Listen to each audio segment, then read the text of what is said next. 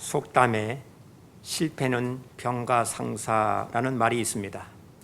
전쟁하는 군인이 싸움에서 지는 것은 있을 수 있는 일이지만 한번 실패했다고 해서 너무나 절망하거나 좌절하지 말라라는 뜻이 바로 병가상사입니다. 그러나 가장 중요한 싸움에서 반드시 이겨야 하고 승리해야 합니다. 그렇지만 그 전쟁의 승패는 사람의 힘으로 되지 않습니다. 가장 큰 싸움에서 승리하려면 반드시 하나님이 함께 하시는 은혜가 있어야 승리할 수 있는 것입니다. 하나님께서는 아이성 싸움에서 패하고 절망하고 있던 여호수아에게 하나님의 말씀에 불순종한 죄가 있다는 것을 알게 해 주셨습니다.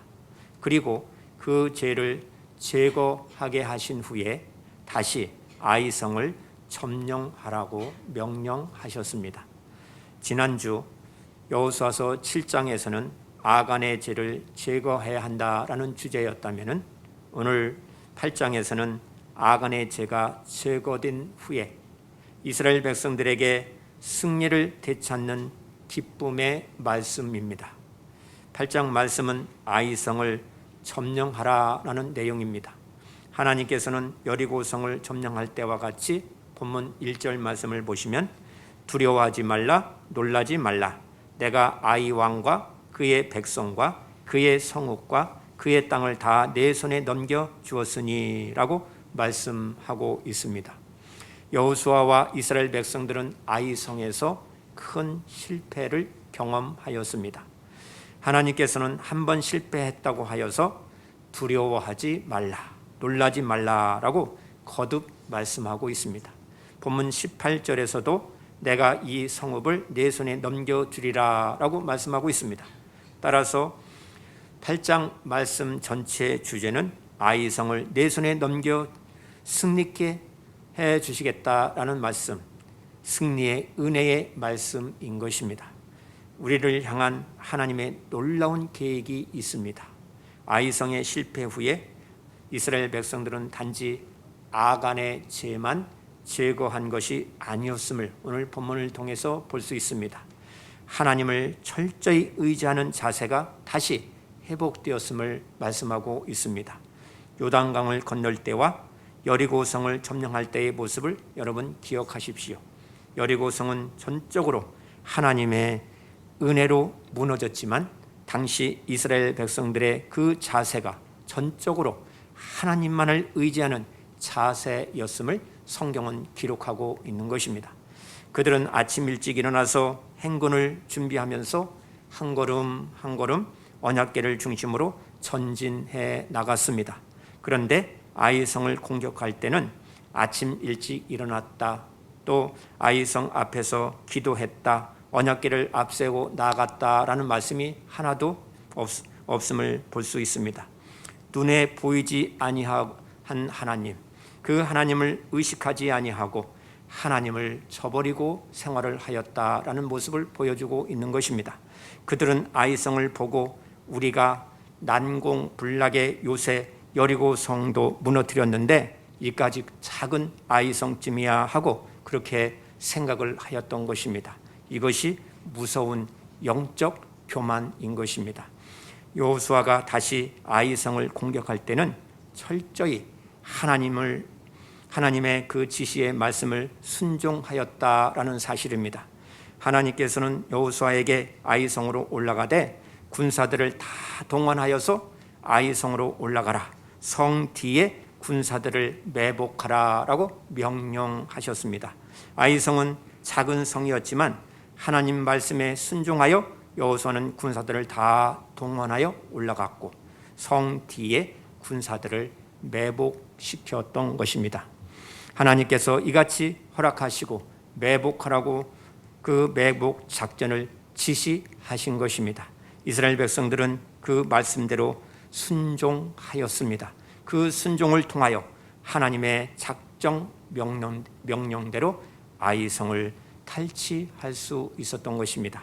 그리고 아이성을 점령한 후에 에발산에 단을 쌓고 번제물과 화목제물을 그 제단위에 드리면서 모세가 기록한 율법을 이스라엘 자손들 앞에서 그 돌에 기록하고 순종하면 축복이요 불순종하면 저주라는 순종과 불순종의 교훈을 백성들에게 낭독해 주었다라고 말씀하고 있는 것입니다.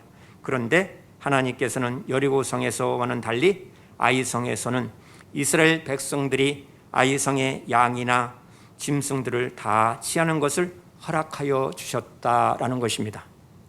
그러면 여호수아서 8장에서 승리한 비결이 무엇일까요? 하는 것입니다.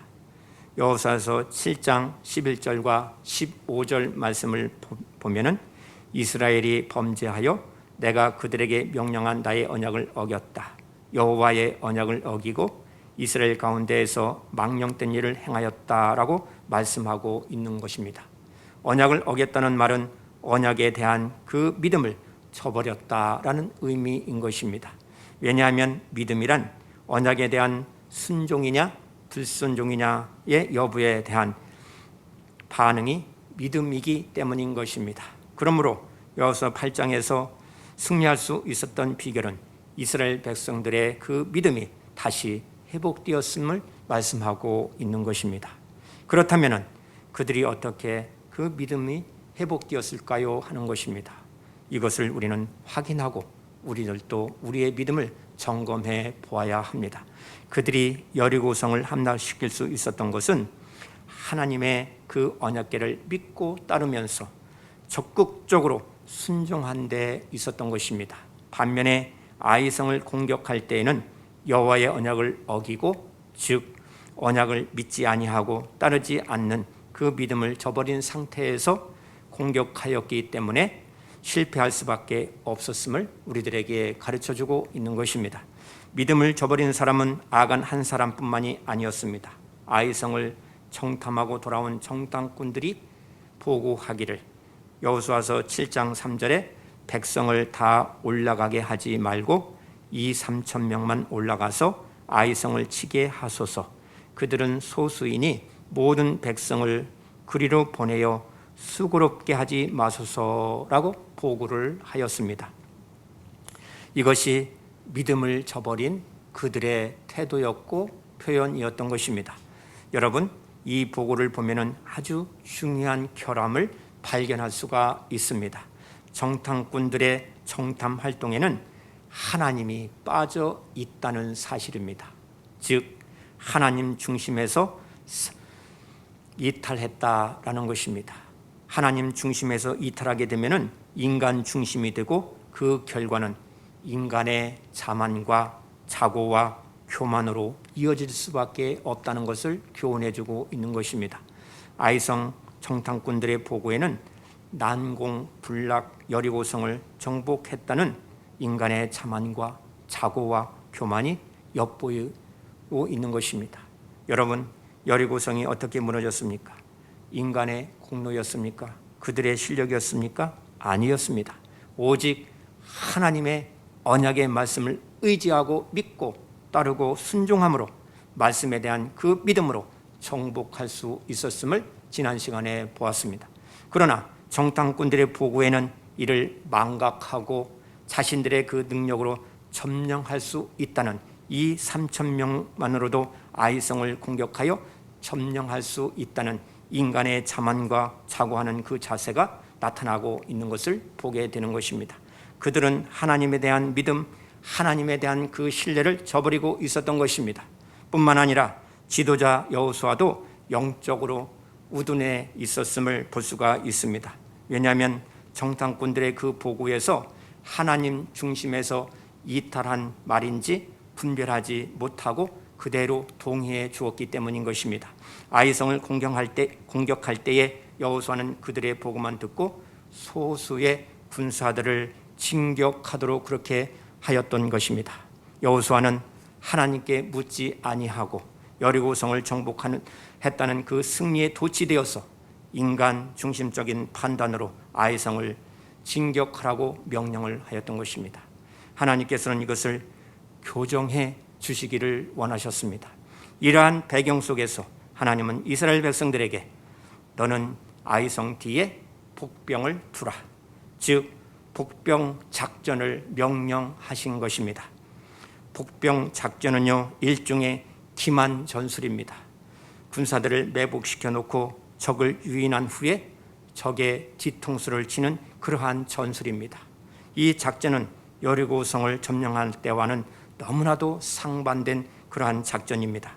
하나님께서 이렇게 하신 의도가 무엇일까요? 하는 것입니다. 여러분, 여리고성을 공격할 때는 너무나도 당당했습니다. 나팔을 불면서 언약궤를 앞세우고 매일 성을 한 바퀴씩 돌았습니다. 이는 오직 하나님의 언약의 말씀에 순종했다는 증거인 것입니다. 본문에는 복병과 매복이라는 말이 10번이나 나오고 있습니다. 복병이란 군사들을 땅에 엎드려 있게 하는 것입니다. 매복이란 땅을 파고 들어가서 숨는 것을 말하는 것입니다. 여호수아서 7장에서 복병한 사람이 누구입니까? 바로 여호수아입니다. 아이성에서 패배하고 백성들의 마음이, 그들의 간담이 선해졌습니다. 이때에 여호수아는 7장 6절에서 슬퍼하면서 옷을 찢고 이스라엘 장로들과 함께 여호와의 궤 앞에서 땅에 엎드렸다라고 말씀하고 있습니다.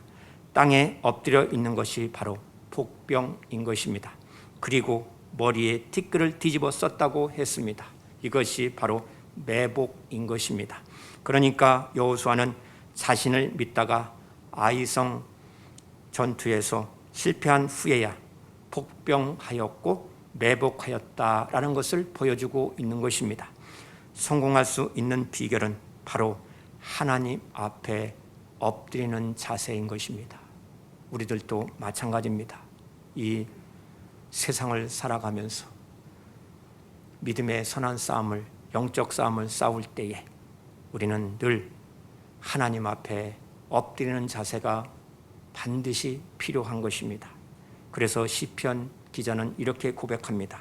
시편 19편 7절에 여호와의 율법은, 여호와의 교훈은 완전하여 영혼을 소성시키며 여호와의 증거는, 여호와의 말씀은 확실하여 우둔한 자를 지혜롭게 한다라고 말씀하고 있습니다. 여호수아는 용사 3만 명을 뽑아 아이성으로 보내며 밤에 복병하게 하였다라고 말씀하고 있습니다. 그 군사들이 밤에 땅에 엎드려 무엇을 생각하였을까요? 하나님께서는 그들을 낮추시는 연습을 하도록 하였던 것입니다. 밤새도록 엎드려서 하나님을 바라보게 하였던 것입니다. 하나님만 의지하는 법을 배우게 하셨던 것입니다. 이것이 복병입니다. 땅에 엎드릴 것을 명령하신 것입니다. 우리들도 이 어려운 시대를 살아가면서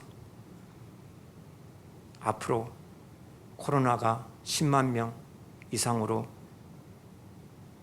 문제가 된다라고 하는 사람들이 있습니다. 이럴 때에 우리는 하나님 앞에 엎드리면서 겸손한 자세로 나아가야 하는 것입니다. 본문 18절 말씀을 보시면 여호와께서 여호수아에게 말씀하셨습니다. 내 손에 잡은 단창을 들어 아이를 가리키라. 내가 이 성읍을 내 손에 넘겨주리라 라고 명령하십니다. 이 명령이 하나님의 의도하심을 더욱더 강화시켜 주시는 것입니다. 내가 쥐고 있는 단창을 들어 아이성 쪽을 가리키라 라고 여호수아에게 명령하신 것입니다. 여호수아는 그대로 순종합니다. 26절 말씀을 보면 아이 주민들을 진멸하여 바치기까지 여호수아가 단창을 잡아둔 손을 거두지 아니하였다라고 말씀하고 있습니다. 여호수아의 손이나 단창에 어떠한 초능력이 있었던 것이 아닙니다. 이것은 하나님만을 의뢰하는, 하나님만을 믿고 따르는 그러한 믿음의 자세를 이야기하고 있는 것입니다.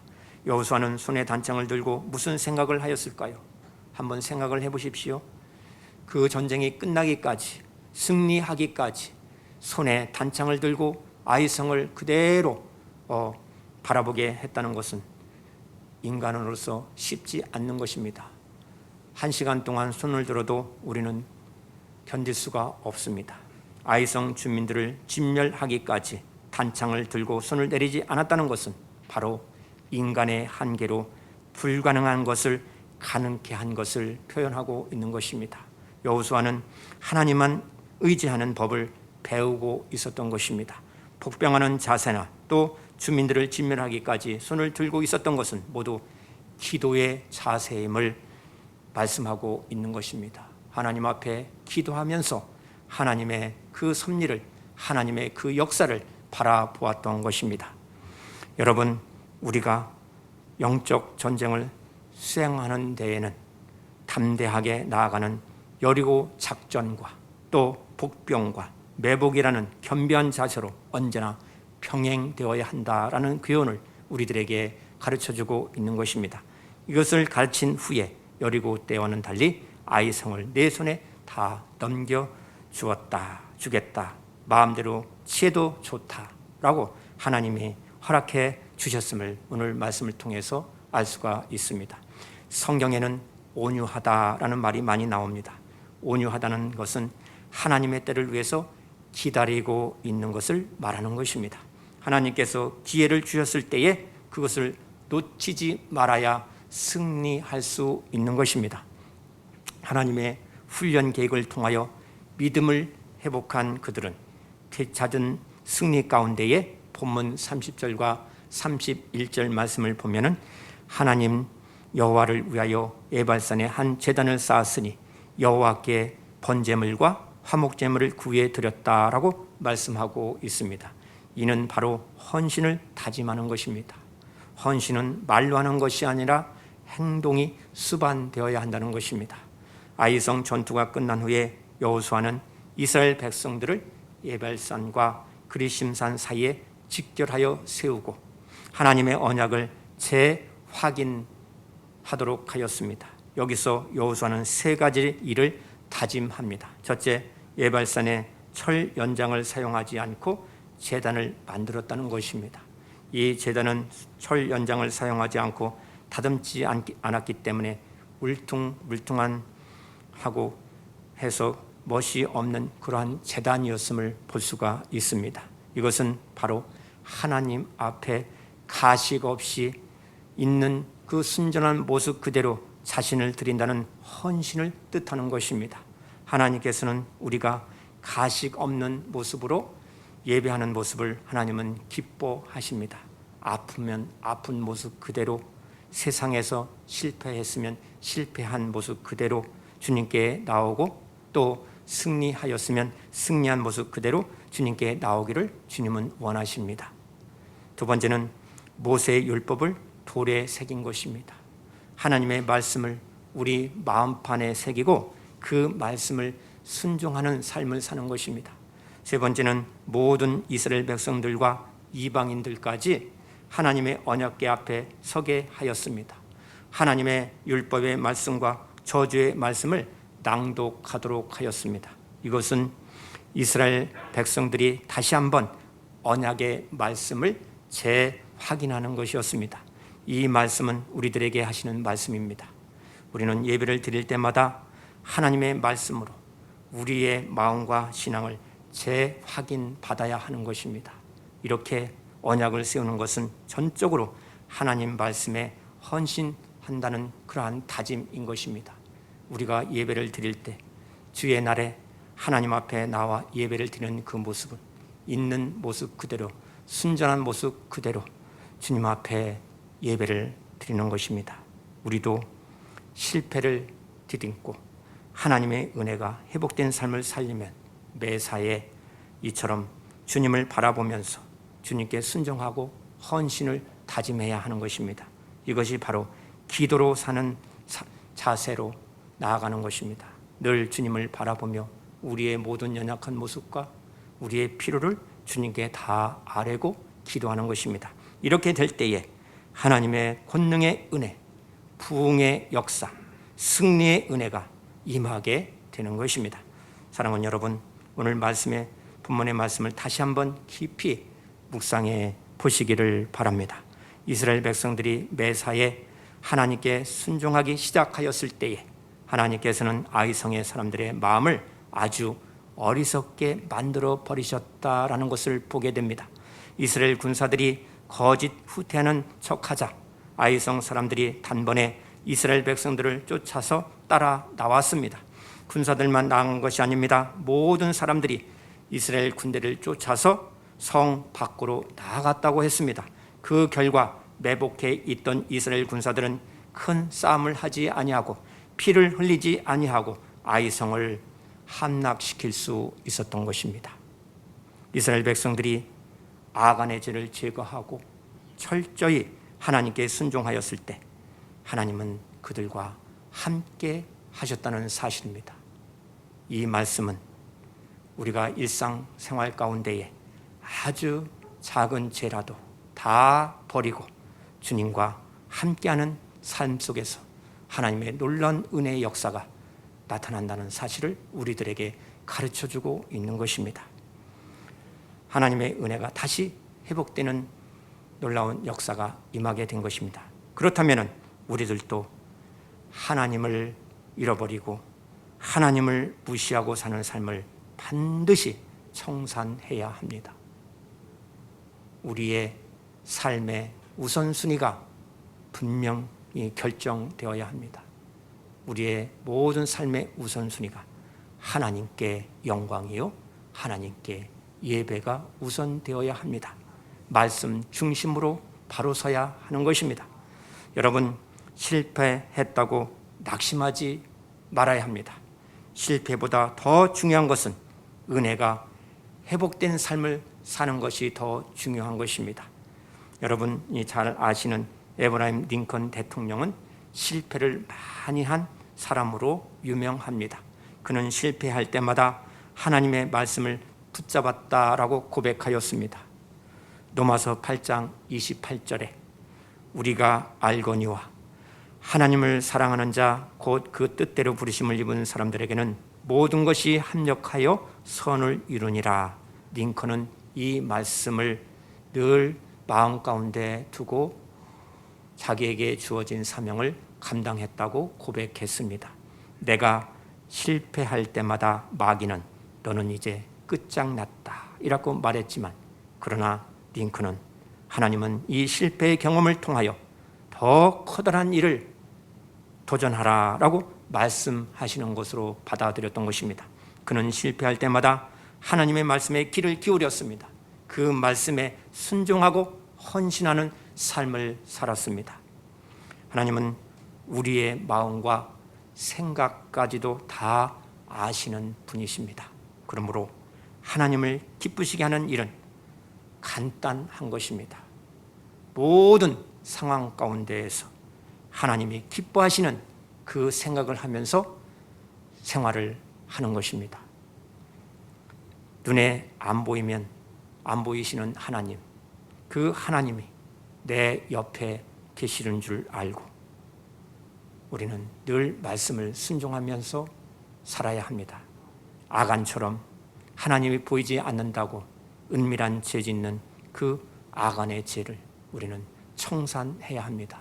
바로 여호수아서 7장 8장이 그것을 우리들에게 가르쳐 주고 있는 것입니다. 그리고 마치 이 세상에 태어나는 것이 바로 주 예수님을 알기 위해서 태어난 것처럼, 또 주 예수님과 동행하기 위해서 태어난 것처럼, 또 예수님을 사랑하기 위해서 태어난 것처럼 주 예수님을 사모하고 더 가까이 24시간 동행하는 삶을 사는 그러한 성도들이 되시기를 간절히 바라는 것입니다. 사랑하는 성도 여러분, 모든 염려와 무거운 짐과 우리의 필요를 다 하나님께 맡기는 행복한 믿음의 길을 걸어갑시다. 이 길은 우리 모두에게 다 열려 있습니다. 내가 실제 주님을 바라보며 수고할 때에 그 길이 열려지고 그 길에서 행복을 찾을 수 있는 것입니다. 누구나 마음을 다하여 주님을 신뢰하고 주님께 모든 짐을 내려놓고 곤고한 날에 주님과 함께 하도록 우리를 부르시면서 초대해 주셨음을 감사하고 우리에게 맡겨주신 사명을 믿음으로 감당하는 저와 여러분 되시기를 바랍니다. 이 승리의 일을 가려면 항상 주님을 바라보아야 합니다. 하나님 말씀에 순종하는 그 믿음으로 기도하면서 나아가야 합니다. 그러면 반드시 은혜가 회복되는 삶을 살 수 있다라고 오늘 분명히 말씀하고 있습니다. 이 놀라운 승리의 은혜가 승리를 되찾는 그 부흥으로 끝까지 승리하는 복된 성도들이 다 되시기를 주님의 이름으로 축원합니다. 기도합니다. 주님 감사합니다. 우리의 마음과 생각까지도 다 아시는 하나님 아버지, 하나님이 함께 하시는 그 은혜 가운데 우리의 영적 전쟁에서 승리의 비결은 바로 하나님 앞에 겸손히 엎드려 말씀을 순종하고 주님만 의지하는 그 믿음을 더하여 주시옵소서. 주님, 오늘 말씀을 통하여 하나님의 권능의 말씀으로 우리의 마음과 신앙을 재확인할 수 있는 승리의 은혜가 활짝 열리게 하옵소서. 합력하여 선을 이루게 하시고 모든 염려와 무거운 짐을 다 주님께 맡기고 믿음의 길, 승리의 길을 주님을 바라보면서 주님과 동행하면서 살게 하옵소서. 하나님이 함께 하시는 그 은혜가 있을 때 승리를 찾고 부흥으로 나가게 된다는 것을 오늘 말씀하셨습니다. 이 말씀을 굳게 붙잡고 합력하여 선한 일을 이루어 하나님께 영광 올려드리는 성도들이 다 되게 하여 주실 줄 믿사옵고 우리 주 예수 그리스도의 이름으로 기도드리옵나이다. 아멘.